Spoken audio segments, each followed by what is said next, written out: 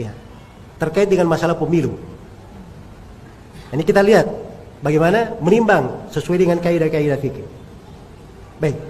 Di sini orang-orang yang ada sebagian orang yang kadang saya juga bingung ya membacanya. Ya, kadang di sebagian poin dia katakan ini pemilu tidak ada dalilnya dari agama kita, tidak pada pondasinya, tidak pula pada apa? Pada dasarnya. Tapi setelah itu dia katakan pemilu itu dianjurkan. Loh, kok bisa? Tidak ada dasarnya dalam agama, tiba-tiba menjadi apa? Dianjurkan. Apa artinya kalau dianjurkan?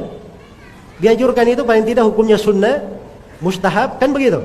Kalau sunnah mustahab berarti ada dalil yang menganjurkan. Ada dalil yang menganjurkan. Baik, ini saya berbicara tentang sudut agama. Saya tidak berbicara pemilu ini di hukum negara Indonesia dan seterusnya. Saya bukan orang yang berbicara kamu memilih atau tidak memilih. Saya berbicara tentang hukum apa?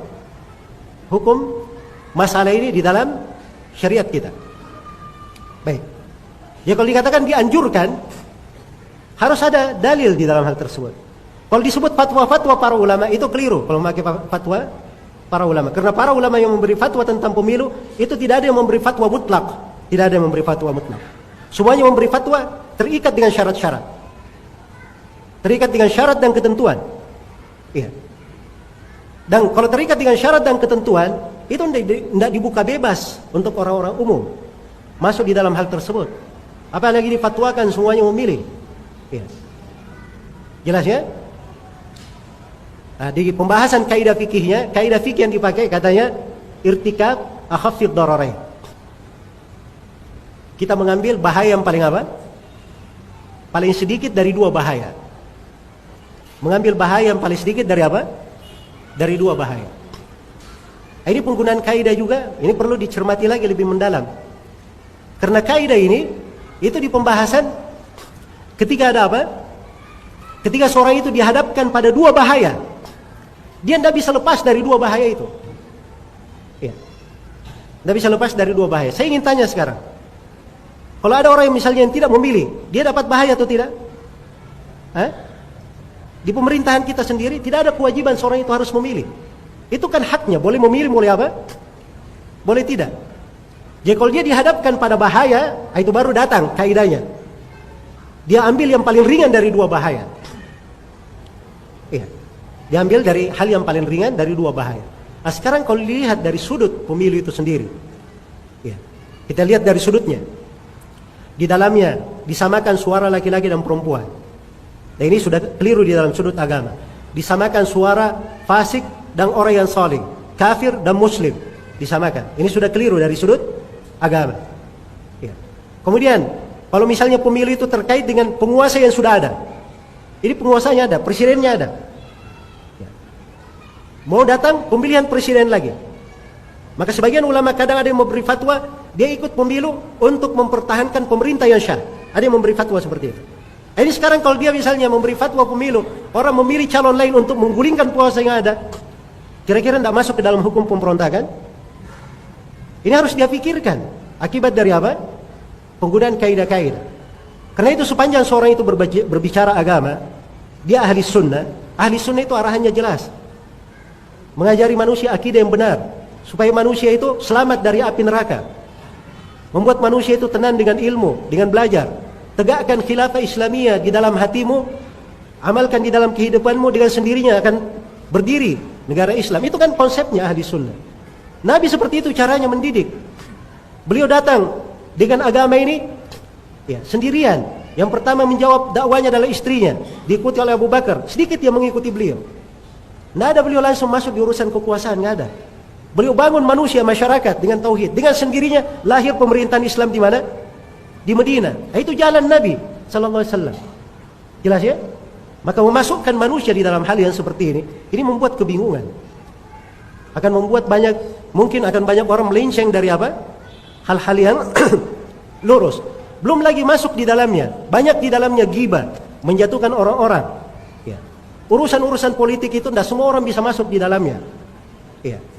Karena itu di dalam kaidah fikih dikatakan tasarruful imam ala ra'iyah manutun bil maslahah.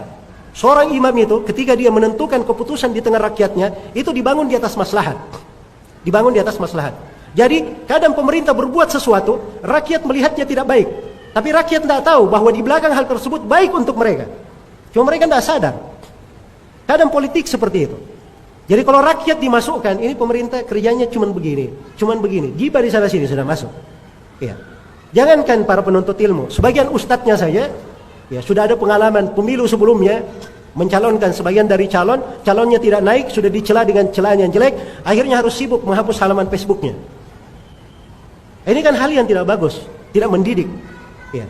Karena itu, seorang itu kalau berada di atas jalan dakwahnya para nabi dan para rasul itu jelas. Ikuti jalan hal tersebut. Terkait dengan masalah urusan dunia dan seterusnya, kita tidak dibebani dalam hal yang seperti itu. Ya. Tidak perlu takut-takuti kalau tidak ada yang masuk ke parlemen akan berkuasa orang kafir, kita akan tertindas. Emangnya agama ini akan dikalahkan? Allah sudah menjamin umat Islam itu selalu dijayakan. Walaqad sabaqat kalimatuna li ibadinal mursalin innahum lahumul mansurun wa inna jundana lahumul ghalibun. Sungguh telah tetap kalimat kami untuk hamba-hamba kami para rasul bahwa mereka akan ditolong, dan sesungguhnya tentara-tentara kami mereka yang akan dimenangkan.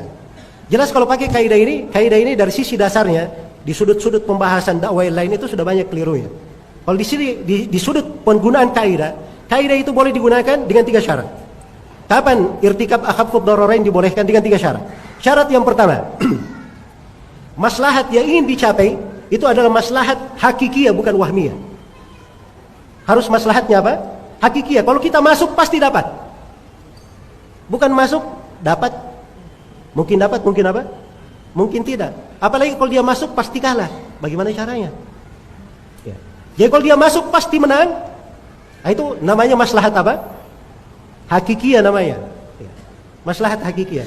Dan kadang sebagian orang tidak melihat dirinya. Mungkin kalau diajak dirinya, anggotanya dan siapa yang menyenangi dia, mungkin tidak akan dapat 1% dari suara di Indonesia. Apa yang dia bisa rubah? Ini harus dia pikir hal yang seperti ini. Sebab ini dia masuk, namanya dia beri pisau tajam kepada manusia. Dipakai begitu saja sembarangan dipakai. Nah seperti itu. Ya, dimasukkan kepada manusia. Kemudian syarat yang kedua, maslahat itu kalau dihadapkan kepada irtikab akhafud dararain, maka maslahat yang akan dikejar itu lebih besar kebaikannya dari mafsadat yang akan dijalani. Ini sekarang dalam mafsadat di pemilu itu banyak sekali mafsadatnya, lebih besar daripada maslahat. Ini tidak terpenuhi. Kemudian syarat yang ketiga, tidak ada jalan lain lagi kecuali itu. Tidak ada jalan lagi yang lain kecuali itu. Baik. Jadi saya tidak mengatakan bahwa pemilu itu sama sekali tidak boleh, atau pemilu itu selalu boleh. Tapi ini sesuatu oleh para ulama kalau dipakai itu dengan ketentuan dan kaidah-kaidah, bukan dilepas umum seperti itu. Dan ini pembahasan disempitkan, bukan pembahasan yang diperluas, dibicarakan. Hal yang disempitkan pembahasannya. Ya, dan saya ada pengalaman pribadi ya kalau terkait dengan masalah itu. Ada pengalaman pribadi. Kita punya di mana?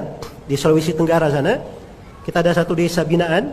Ya, kawan-kawan kita sudah bagus begitu mengaji, menegakkan sunnah. Ya.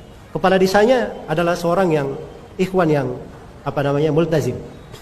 Masuk peraturan desa, namanya desa harus ada pemilihan. Ya. Ada calon dari ikhwan kita orang yang baik ini, dan ada calon lagi satu, dia ini dari orang awam, yang mungkin karena keawamannya dia akan memasukkan hal-hal yang tidak bagus kemana? Ke desa. Nah, ditanyakan waktu itu ke saya, apa hukumnya? Kalau kita ikut pemilu memilih kawan kita ini. Sebab kalau mereka memilih pasti menang. Kenapa? Karena penduduk desa 90% adalah kawan-kawan kita. Ya saya tanya ke Syekh Shalal Fauzan. Kata Syekh Shalal Fauzan, ya, suruh aja mereka memilih. Ya sampai sekarang masih sebagai kepala desa kawan kita. Kalau hal yang jelas, manfaatnya jelas, oke lah. Ya. Tapi kalau masukkan manusia dalam perkara yang dia sendiri tidak bisa menentukan, ya, nanti di belakang pembolehan harus dipilihkan partai apa yang harusnya kita pilih. Ya banyak lagi urusan di belakangnya. Emang mau dijadikan pondok pesantren itu didatangi serangan fajar dan didatangi orang-orang untuk apa namanya? Ya, mencari orang yang bisa mendukungnya. Itu bukan urusan kita di pondok pesantren. Pesantren itu kerjanya adalah menyampaikan ilmu, mendidik manusia. Ya. Ini hal-hal yang harusnya dipertimbangkan dan diperhatikan. Wallahu taala alam. Baik, ini sebagai penerapannya untuk kaidah.